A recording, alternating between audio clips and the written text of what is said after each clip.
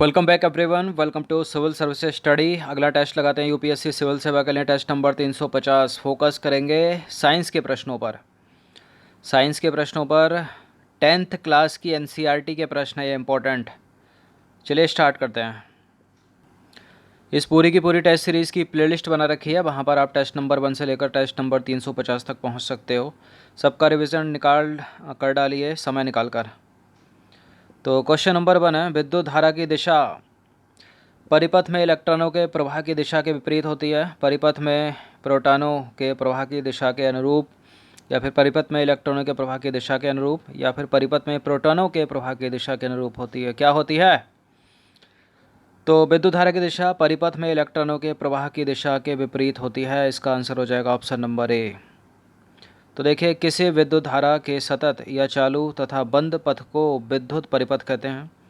किसी विद्युत परिपथ में इलेक्ट्रॉन जो ऋण आवेशित कण है के प्रवाह की दिशा के विपरीत दिशा को विद्युत प्रवाह की दिशा माना जाता है। क्वेश्चन नंबर 2 है, बैटरी या सेल से विद्युत ऊर्जा प्राप्त करने में किस ऊर्जा को विद्युत ऊर्जा में परिवर्तित किया जाता है? किस ऊर्जा को?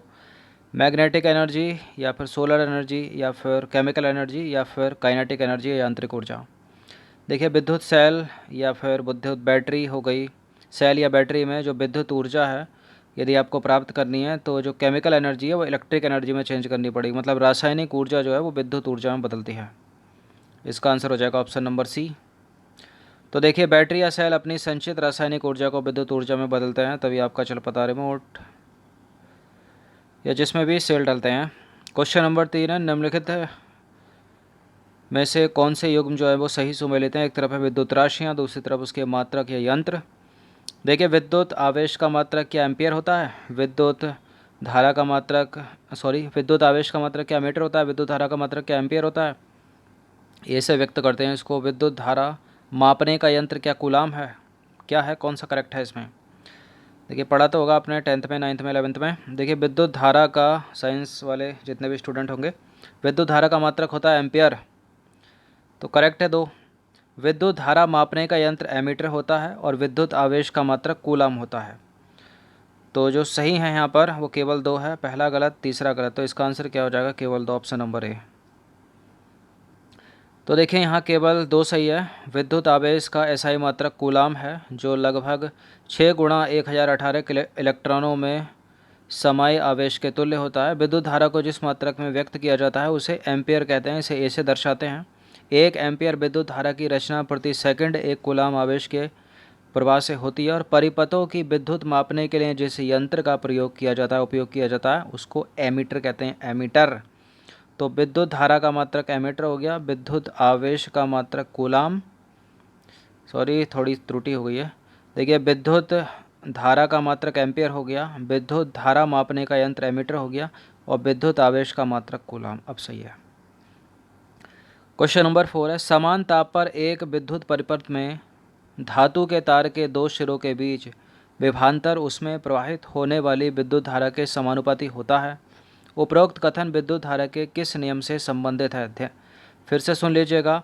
समान ताप पर एक विद्युत परिपथ में धारा के तार के 2 सिरों के बीच विभवांतर उसमें प्रवाहित होने वाली विद्युत धारा के समानुपाती होता है। ना तो ये न्यूटन का नियम है, ना तो ये फ्लेमिंग का नियम है, ना तो ये फैराडे का नियम है। किसका नियम है? ये ओम का नियम। तो देखिए, 1827 में जर्मन भौतिक विज्ञानी जॉन साइमन ओम ने किसी धातु के तार में प्रवाहित विद्युत धारा I तथा उसके सिरों के बीच विभवांतर V में परस्पर संबंध का पता लगाया। एक विद्युत परिपथ में धातु के तार के 2 सिरों के बीच विभवांतर उसमें प्रवाहित होने वाली विद्युत धारा के समानुपाती होता है, परंतु तार का ताप समान रहना चाहिए। इसे ओम का नियम कहते हैं। क्वेश्चन नंबर 5 है, यदि प्रतिरोध को 2 गुना कर दिया जाए तो विद्युत धारा पर क्या प्रभाव पड़ेगा? 4 गुना हो जाएगी क्या, या आधी हो जाएगी? यदि प्रतिरोध को 2 गुना कर दिया जाए तो विद्युत धारा आधी हो जाती है, आधी। तो देखिए, किसी प्रतिरोधक से प्रवाहित होने वाली विद्युत धारा उसके प्रतिरोध के व्युत्क्रमानुपाती होती है। यदि प्रतिरोध को 2 गुना कर दिया जाए तो विद्युत धारा आधी रह जाती है, आधी। क्वेश्चन नंबर 6 है, किसी चालक का प्रतिरोध निर्भर करता है चालक की लंबाई पर, चालक के अनुप्रस्थ काट के क्षेत्रफल पर, चालक के पदार्थ की प्रकृति पर, किस पर? देखिए, किसी चालक का प्रतिरोध निर्भर करता है चालक के अनुप्रस्थ काट के क्षेत्रफल पर भी, चालक की लंबाई पर भी, चालक के पदार्थ की प्रकृति पर भी। तो सारे के सारे हैं, डी है जिसका उत्तर। तो उपरोक्त सभी कथन सत्य हैं। ओम के नियम का अनुप्रयोग करने पर हम यह पाते हैं कि किसी चालक का प्रतिरोध निर्भर करता है चालक की लंबाई पर, उसकी अनुप्रस्थ काट के क्षेत्रफल तथा उसके पदार्थ की प्रकृति पर। परिशुद्ध माप यह दर्शाता है कि किसी धातु के एक समान चालक का प्रतिरोध उसकी लंबाई L के अनुक्रमानुपाती तथा उसकी अनुप्रस्थ काट के क्षेत्रफल A के व्युत्क्रमानुपाती होता है। क्वेश्चन नंबर 7 है, विद्युत बल्बों इलेक्ट्रिक बल्बों के तंतुओं के निर्माण में किस धातु का प्रयोग किया जाता है? ये मोस्ट इंपॉर्टेंट प्रश्न है, बहुत सारे एग्जामिनरों का फेवरेट, पहले 50 बार पूछा होगा और सभी को इसका उत्तर पता होगा। इसका आंसर है टंगस्टन के बने होते हैं इलेक्ट्रिक बल्ब के तंतु। तो देखिए, विद्युत बल्बों के तंतुओं के निर्माण में टंगस्टन का उपयोग किया जाता है, जबकि कॉपर तथा एल्युमिनियम का उपयोग विद्युत संचरण के लिए उपयोग होने वाले तारों के निर्माण में किया जाता है। क्वेश्चन नंबर 8 है, निम्नलिखित कथनों पर विचार करें। कथन है, कारण है, व्याख्या करेगा तो ये होगा, व्याख्या नहीं करेगा तो ये होगा, कोई गलत होगा तो ये होगा। इनमें से मतलब इन दोनों में से कोई गलत होगा तो इनमें से उत्तर होगा। तो कथन ए कहता है कि विद्युत प्रेस, टोस्टर आदि का निर्माण मिश्र धातुओं से किया जाता है। क्यों किया जाता है? क्योंकि मिश्र धातुओं की प्रतिरोधकता उनकी अवयवी धातुओं से कम होती है। देखिए, पहला वाला करेक्ट है, विद्युत प्रेस या टोस्टर आदि के निर्माण में मिश्र धातुओं का प्रयोग किया जाता है। क्यों किया जाता है? क्योंकि मिश्र धातुओं की प्रतिरोधकता उनकी अवयवी धातुओं से अपेक्षाकृत अधिक होती है, कम नहीं होती। गलत है दूसरा वाला। तो कथन और कारण दोनों सही है, कारण कथन की व्याख्या करता है, गलत ये नहीं होगा। कथन और कारण दोनों सही है किंतु व्याख्या नहीं करता, ये भी नहीं होगा। कथन सही है, कारण गलत है, तो ये होगा, मतलब ऑप्शन नंबर सी है इसका उत्तर। तो देखिए, कथन सही है लेकिन कारण गलत है, क्योंकि मिश्र धातुओं का उपयोग विद्युत प्रेस, टोस्टर आदि सामान्य वैद्युत तापन युक्तियों के निर्माण में किया जाता है, क्योंकि मिश्र धातुओं की प्रतिरोधकता उनकी अवयवी धातुओं की अपेक्षा अधिक होती है तथा मिश्र धातुओं का ताप पर शीघ्र ही अपचयन मतलब दहन नहीं होता।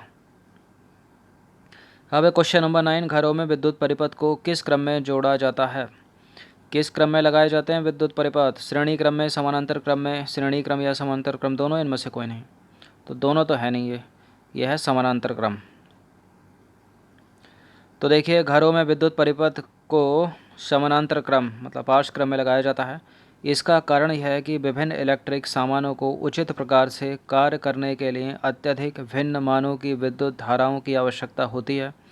श्रेणीबद्ध परिपथ से एक प्रमुख हानि यह होती है कि जब परिपथ का एक अवयव कार्य करना बंद कर दे तो परिपथ टूट जाता है और परिपथ का अन्य अवयव कार्य नहीं कर पाता। इसलिए जो है इनको जो है श्रेणी क्रम में ना लगाकर समानांतर क्रम में लगाया जाता है घरों में विद्युत परिपथ को। क्वेश्चन नंबर 10 है, विद्युत बल्बों में रासायनिक दृष्टि से कौन सी अक्रिय गैसें भरी होती हैं?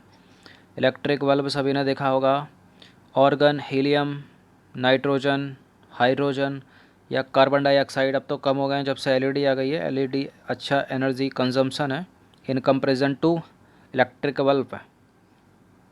तो विद्युत बल्बों में देखिए कार्बन डाइऑक्साइड तो होती नहीं है, एलिमिनेट करिए 5 को, जहाँ जहाँ 5। हाइड्रोजन, हीलियम नहीं होते, इसमें पाई जाएगी ऑर्गन और नाइट्रोजन। तो इसका आंसर क्या हो जाएगा? 1 और 3, ऑप्शन नंबर ए।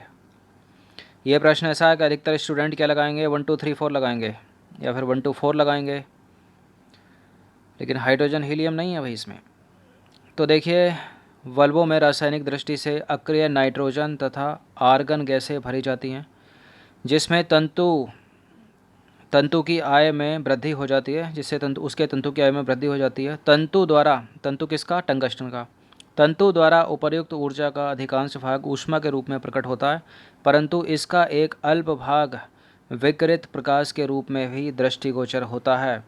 तो इलेक्ट्रिक बल्बों में रासायनिक दृष्टि से भरा होता है अक्रिय नाइट्रोजन और ऑर्गन गैसें। तो 10 प्रश्न थे, इम्पोर्टेंट थे ये 10th क्लास की एनसीईआरटी के साइंस के प्रश्न, जिसमें फोकस था टॉपिक विद्युत पर। अच्छे से इसका रिवीजन कर डालिए, एक आधा प्रश्न इसमें से मिल जाएगा आपको।